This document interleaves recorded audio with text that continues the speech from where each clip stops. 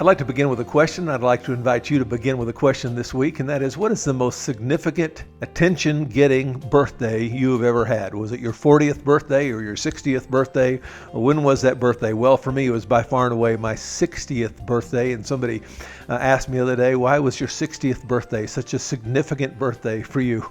And I said, well, it occurred to me when I turned 60 that I'm not going to live forever. And whatever it is I want to do with my life, I better get with it because I'm not getting any younger. And so with that as mine, it was interesting to me to read this quote from this week's passage. Daniel was about 90 years old. Now I want to argue he was actually closer to 80.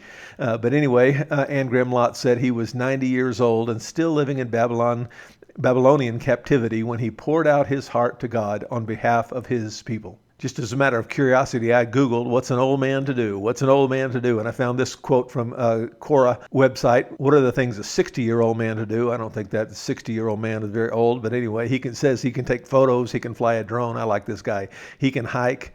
He can read and write things on Quora and some other things. There's a famous video of John Piper. You might want to show this video. I'm not going to put it in here, but you might want to show this video with your class where I think this is the video. I actually think this is the moment that made John Piper, where he talks about, he's speaking of passion to this sea of young people. And he talks about Bob and Penny, who took early retirement and went to Punta Gorda, Florida, and they spent the remaining years of their life collecting seashells.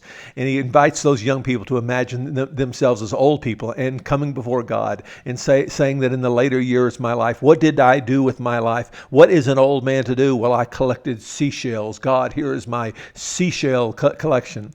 And the appeal is we want to give ourselves as old people. And I teach a group of old people. And if you teach a group of old people, you might want to teach it just this way, that in our later years of life, we want to ask the question, what are we to do?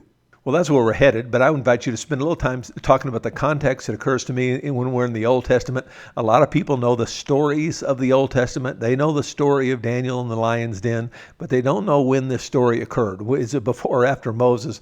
And where is David in that story? And so when we're in the Old Testament, I like to spend a little time setting the context, and you might want to spend a little time doing that. I've got a couple of slides I think that'll help you do that. Hopefully you know the Old Testament well enough that those slides will make some sense to you. And then I've got some slides of Daniel's life, the timeline of Daniel's life. And the second one, I want you to notice in the lower right-hand corner, it says the Jewish temple destroyed by the Romans, perhaps part of the fulfillment of Daniel's prophecy, which is a great illustration of Hebrews 11:13 that says, all these people were still living by faith when they died. They did not receive the thing promised. Daniel did not receive the things promised.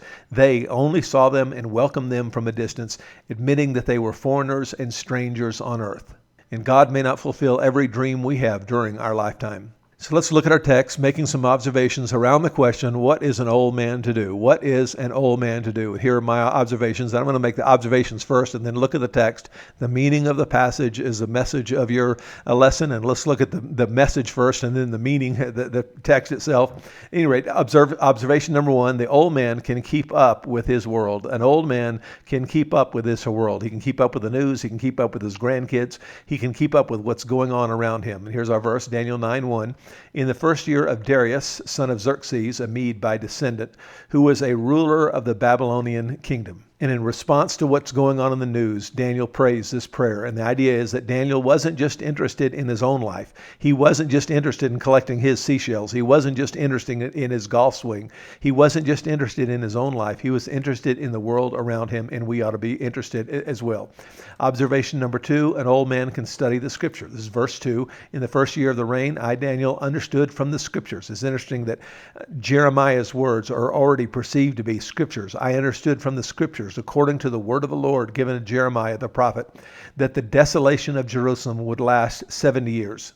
It's a little bit of a tricky business, by the way, working out the exact timing of this 70 years. And I think that the difficulty lies when you try to pinpoint a particular day and time of the beginning of the 70 years and a particular day and time at the end of the 70 years. And I think the point was that somewhere around this period of time and this period of time, it was around 70 years. In other words, the destruction of Jerusalem actually happened over a period of time. That is, the taking over of Judah actually happened over a period of time, and the coming back happened over a period of time. There were several groups that came back, and they rebuilt the temple and then rebuilt the wall and so on. And over Zerubbabel and Nehemiah's life, there's the coming back. But the point is, it's